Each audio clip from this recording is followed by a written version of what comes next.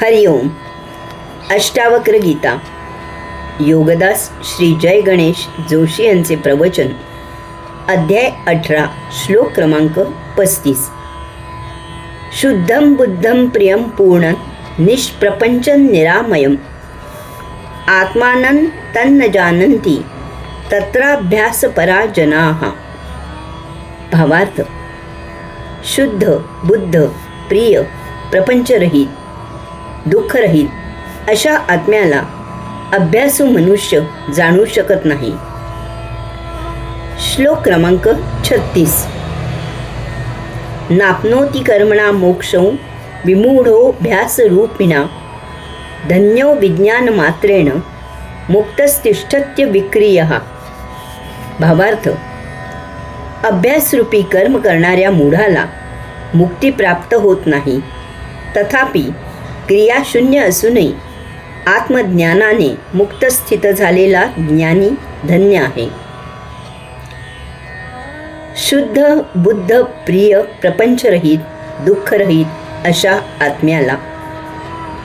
येथे अष्टावक्र मुनी आत्मा कसा आहे ते मुद्दाम सांगत आहेत.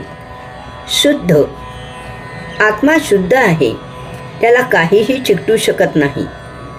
आत्मा सदा निर्लेप आहे, त्याला काही चिकटू लागले की ते आपोआप त्यावरून घरंगुळून जाते. आत्मा झाकोळल्यासारखा भासतो, परंतु तो तसा नसतो. हा झाकोळल्याचा आभास दूर झाला की त्यामागे आत्मा जसाच्या तसा पूर्ण शुद्ध असतो. बोध आत्मा अशी काही वस्तू नाही, तो केवळ बोधरूपी आहे. बोध करून देता येत नाही, तो व्हावा लागतो. आत्मा विश्वातील अंतिम बोध आहे. यानंतर आणखी काहीही शिल्लक असू शकत नाही. येथे गणिती सिद्धांत नाही, तो सिद्ध करता येत नाही. तसेच आत्मा भौतिक ज्ञान रूपाने पकडूनही ठेवता येत नाही. बोध केवळ अनुभूतीमधून जाणला जातो. प्रिय आत्मा प्रिय आहे. श्रद्धा, भाव, भक्ती या प्रेमाच्या दोऱ्यात गुंफलेल्या असतात. त्याशिवाय आत्मप्राप्ती अशक्य आहे. भगवंत श्री भावभक्तीकडे आकृष्ट होतात. प्रपंचरहित आत्मा एकमेवा द्वितीय आहे, त्याला प्रपंच नाही. तो सर्वात असून कोठेही असत नाही. दुःखरहित आत्मा भावभावनातीत आहे, त्याला विकार नाहीत. तो सुख दुःख, पाप पुण्य याच्या अतीत कैवल्यानंदी आहे.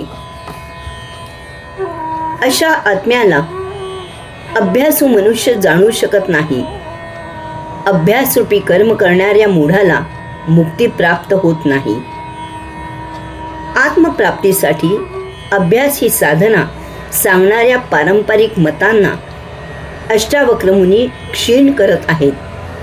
अशांना ते मूढ, पडीक, पंडित असे म्हणत आहेत. शुद्ध, बुद्ध, प्रिय, प्रपंचरहित, दुःखरहित असा आत्मा प्रयत्न करून प्राप्त होत नाही. तुम्ही पुरुष आहात किंवा स्त्री आहात, हे प्राप्त करायचे शिल्लक असते का? ते तर जन्मानेच प्राप्त असते. आपल्याला त्याची जाण नसेल तर ती तेवढी करून घ्यायची आहे. यात प्रयत्न काय आणि कसे करणार? अभ्यास याचा अर्थ नसलेली गोष्ट प्राप्त करायची आहे. येथे तर आत्मा जन्मताच प्राप्त झालेला आहे. तो आता मिळवायचा तर काय शिल्लक आहे? अभ्यास याचा अर्थ आपण जे नाही ते होण्याचा प्रयत्न करणे.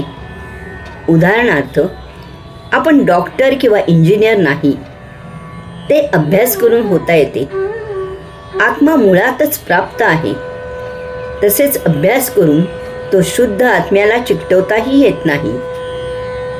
अभ्यास पाठ करून घोकून करतात. आत्मा फक्त जाणायचा असतो, कारण तो बोध आहे. अभ्यास वृक्ष असतो.